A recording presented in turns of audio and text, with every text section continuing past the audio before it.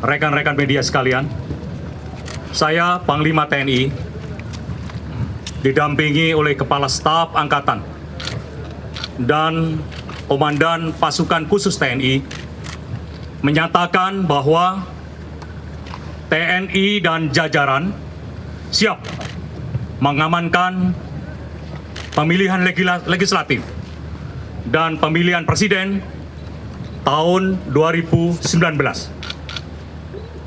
Dan kami menekankan bahwa politik TNI adalah politik negara. TNI netral dalam pelaksanaan Pileg maupun Pilpres 2019.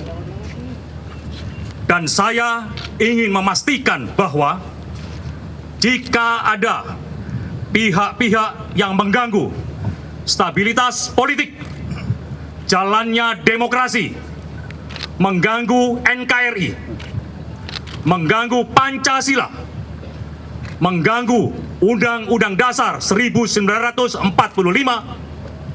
dan mengganggu Bhinneka Tunggal Ika, maka akan berhadapan dengan TNI. Saya ulangi, akan berhadapan dengan TNI. Ingat, TNI adalah bentengnya NKRI. NKRI harga mati. Terima kasih. Itu pernyataan dari saya. Mudah-mudahan seluruh bangsa Indonesia juga bisa mengerti apa yang disampaikan oleh seluruh prajurit TNI. Terima kasih.